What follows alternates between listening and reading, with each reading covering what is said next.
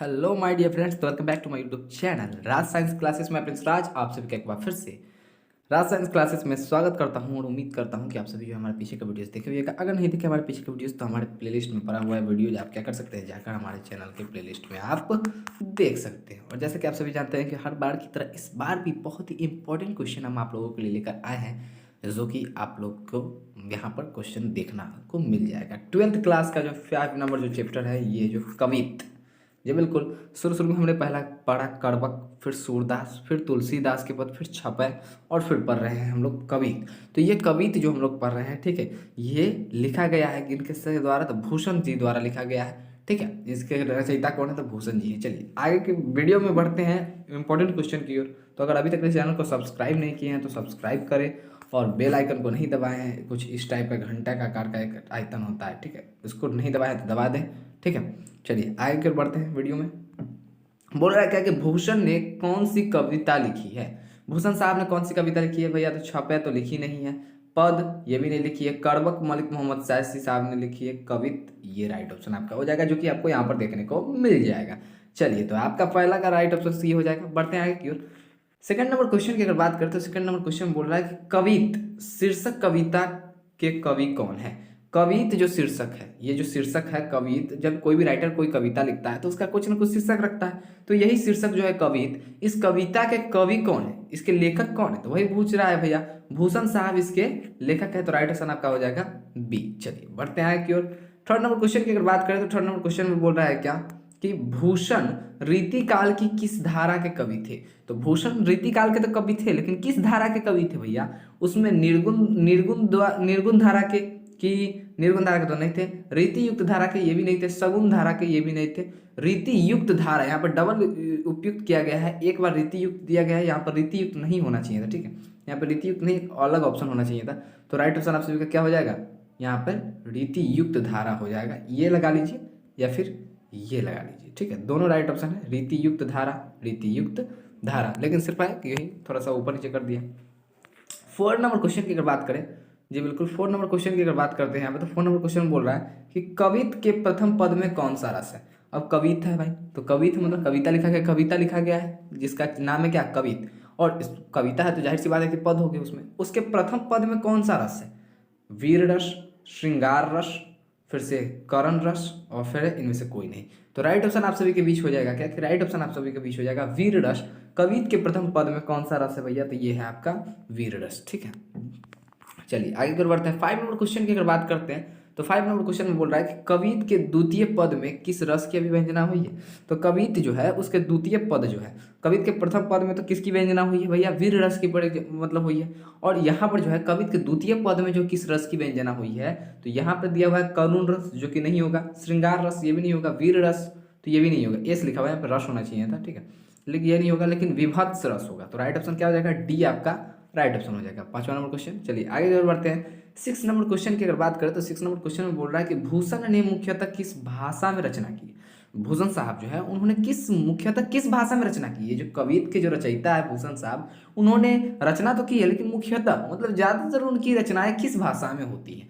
तो यहाँ पे लिखा हुआ है, राइट ऑप्शन आप सभी के बीच देखने को मिलेगा, इसी चारों में से राइट ऑप्शन है। चलिए हम एक एक करके सभी ऑप्शन बोलते हैं। पहला लिखा हुआ है खड़ी बोली, फिर है ब्रज भाषा, अवधि, इनमें से कोई नहीं। तो आप सभी जैसा कि जानते हैं कि भूषण साहब के निम्नलिखित में से जितने भी हैं उनमें से मुख्यतः किस भाषा में रचित है भैया, भूषण साहब के रचित किस भाषा में है, कि कोई भी जो धारा है, कोई भी कविता लिखा गया जैसे कि कवित हो गया, या फिर कोई भी अन्य कविताएं हो गया, अन्य रचनाएं हो गई जो भूषण साहब द्वारा रची गई हैं, उनकी जो मुख्यतः भाषा है वो कौन सी भाषा है, मुख्यतः वो किस भाषा में रचना करते थे, तो वो करते थे ब्रज भाषा में। राइट ऑप्शन आपका क्या हो जाएगा, बी हो जाएगा। चलिए आगे फिर बढ़ते हैं। 7 नंबर क्वेश्चन की अगर बात करें तो इस चैप्टर में आपको दो ही लोगों के बारे में पढ़ना होगा, शिवाजी के बारे में पढ़ना होगा, वीर शिवाजी के बारे में, और छत्रसाल के बारे में पढ़ना होगा, ठीक है।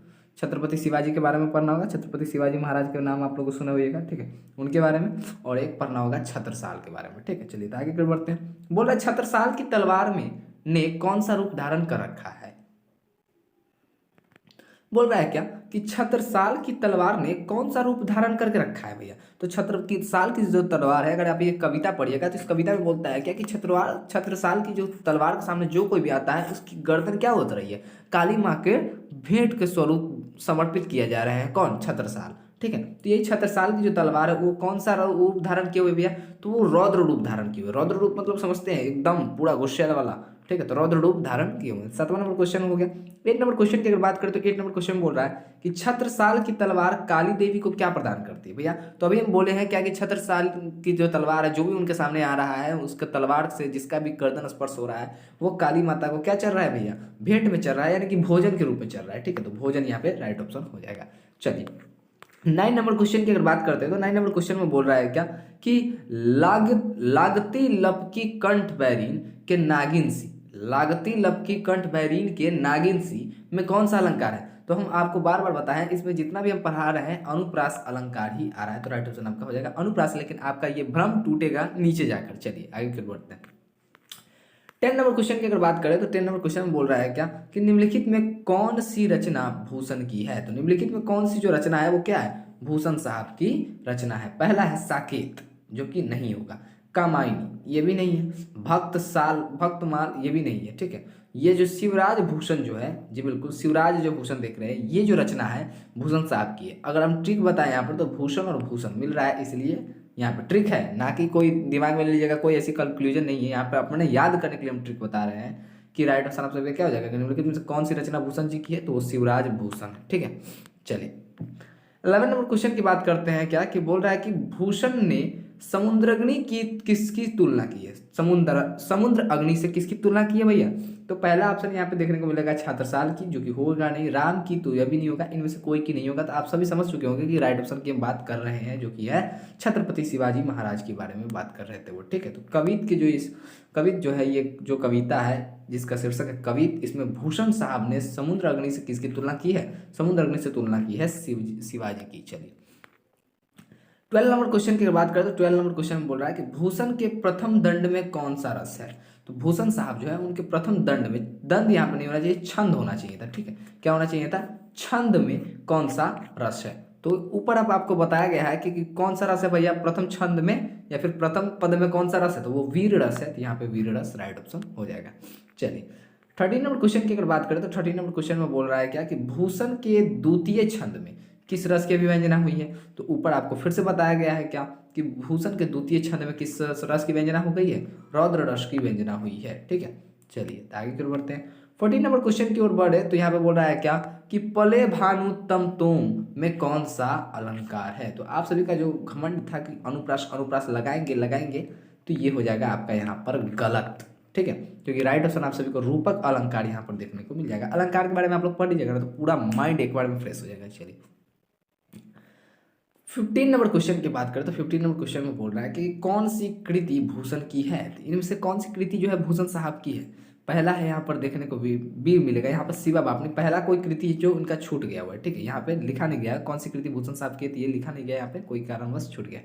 चलिए तो बोला कि कौन सी कृति भूषण साहब की है। तो इसमें से कृति की पहचान करनी है आपको, भूषण साहब की कौन सी कृति है, तो ये हो जाएगी शिवा बावड़ी। कौन है, शिवा बावड़ी, ये जो है ये है।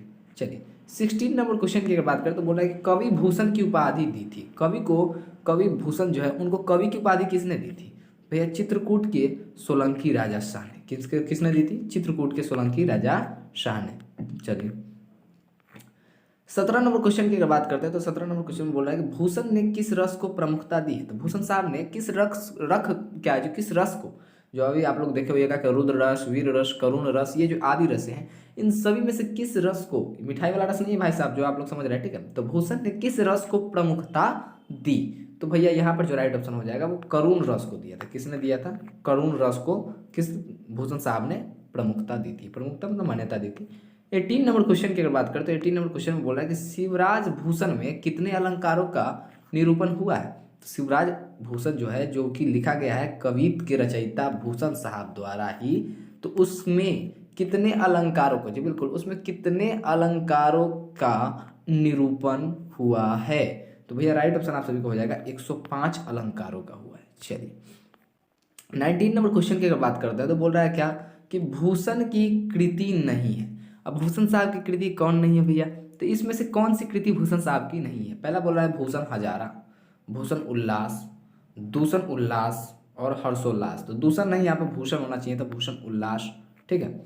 और यहाँ पे हर्षोल्लास। तो राइट ऑप्शन आपका हो जाएगा क्या, हर्षोल्लास जो है ये राइट ऑप्शन हो जाएगा, क्योंकि ये ही भूषण साहब की कृति नहीं है। चलिए तो आगे की ओर बढ़ते हैं। 20 नंबर क्वेश्चन की अगर बात करें यहाँ पे, तो 20 नंबर क्वेश्चन में बोल रहा है कि भूषण के प्रिय नायक हैं कौन। तो भैया अभी हम आपको बताए हुए थे कि कवित जो कविता है इसमें आपको दो ही आदमी के बारे में पढ़ना होगा, एक छत्रपति शिवाजी महाराज और एक छत्रसाल साहब, क्योंकि छत्रसाल और एक शिवाजी के बारे में पढ़ना होगा। छत्रपति शिवाजी महाराज के बारे में आपको क्या करना पड़ेगा, इस चैप्टर में पढ़ना होगा। तो जाहिर सी बात है कि कोई आदमी अपने चाहने वालों पर ही कविता लिखता है या फिर कोई भी कुछ भी रचना करता है तो अपने चाहने वालों पर करता है। तो भूषण के प्रिय नायक थे, कौन नायक है भैया, तो वो है छत्रपति शिवाजी और छत्रसाल। ठीक है, राइट ऑप्शन आपका ए हो जाएगा। चलिए आगे की बढ़ते हैं। 21 नंबर क्वेश्चन की अगर बात करें तो 21 नंबर क्वेश्चन बोल रहा है शिवाजी के पुत्र का नाम था। शिवाजी जो थे, छत्रपति शिवाजी महाराज थे, उनके पुत्र का क्या नाम था। पहला रुद्र प्रताप, साहू जी, भानु प्रताप, यज्ञ से। तो राइट ऑप्शन आप सभी को देखने को मिल चुका होगा, बी में जो राइट ऑप्शन आप सभी को देखने को मिल जाएगा साहू जी। क्या है, शिवाजी के पुत्र का नाम क्या था, साहू जी। चलिए 23 नंबर क्वेश्चन की यहाँ पे मिस टाइप है थोड़ा सा। 23 नंबर क्वेश्चन की बात करते बोला छत्रसाल दशक में छंद है। अब छत्रसाल दशक जो है उसमें कितने छंद है भैया, तो यहाँ पर आप सभी को देखने को मिल जाएगा क्या कि छत्रसाल जो है, छत्रसाल दशक जो है इसमें कितने छंद है, तो इसमें जो छंद है आपके 10 छंद है। कितने छंद है, 110 तो हो नहीं सकते, 210 तो हो नहीं सकते, 310 तो हो ही नहीं सकते, क्योंकि 100 में 100 लगा हुआ है। नॉर्मल 10 हो सकता है, 10 छंद होंगे। चलिए 24 नंबर क्वेश्चन की अगर बात करें तो 24 नंबर क्वेश्चन में बोल रहा है क्या कि भूषण के पिता का नाम था, भूषण साहब जो थे उनके पिता का क्या नाम था, रत्नाकर त्रिपाठी, नंदन त्रिपाठी, भृगुन नंदन त्रिपाठी, शत्रुघ्न त्रिपाठी।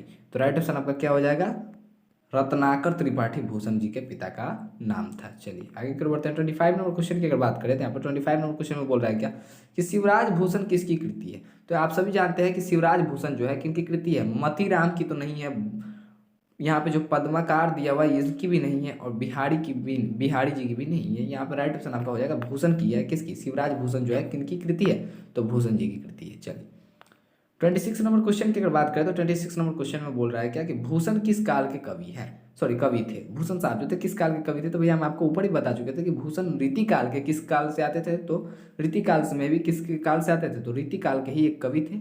और ऊपर आप लोग देखे हुए क्या कि रीति काल के भी अंदर सद्गुण कवि थे, निर्गुण कवि थे। ठीक है, उन्हीं में से एक कवि थे वो लोग। ठीक है, तो भूषण किस काल के कवि थे, तो ये तो स्पष्ट हो गई हमारी बात है कि रीति काल के कवि थे। ठीक है, तो राइट ऑप्शन आपका यहाँ पे हो जाएगा सी। बढ़ते आगे क्यों, तो 27 नंबर क्वेश्चन की अगर बात करें यहाँ पे, तो 27 नंबर क्वेश्चन में बोल रहा है क्या कि शिवा बावनी में कितने मुक्तक है। जी बिल्कुल, शिवा बावनी में कितने मुक्तक है भैया, तो मुक्तक की संख्या शिवा बावनी में जो है वो कितनी है भैया, वो है आपका 52। कितना है 52 है। शिवा बावनी में कितने मुक्तक है, तो राइट ऑप्शन आपका हो जाएगा 52, लगा लीजिए। ठीक है, बढ़ते हैं आगे। 28 नंबर क्वेश्चन की अगर बात करें तो 28 नंबर क्वेश्चन और इस वीडियो के सबसे आखिरी क्वेश्चन की बात करें तो बोल रहा है चिंतामणि, यहाँ पर एक बुंद का छूट गया, यहाँ पे नहीं होना चाहिए था ये बुंद का। ठीक है, ये होना चाहिए था कुछ ये भी नहीं होना चाहिए, देखिए ये रहा। चलिए ठीक है, कुछ अच्छा नहीं लग रहा है, एक बार हाँ अब लग रहा है। चिंतामणि त्रिपाठी भूषण के कौन थे, तो भैया रत्नाकर त्रिपाठी थे, भूषण जी के पिताजी थे।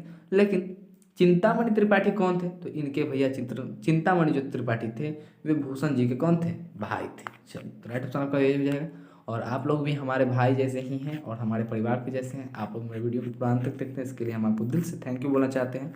मैं प्रिंस राज विदा लेता हूँ, फिर मिलूंगा एक नए वीडियो में एक नए जोश के साथ। तब तक के लिए जय हिंद, जय भारत।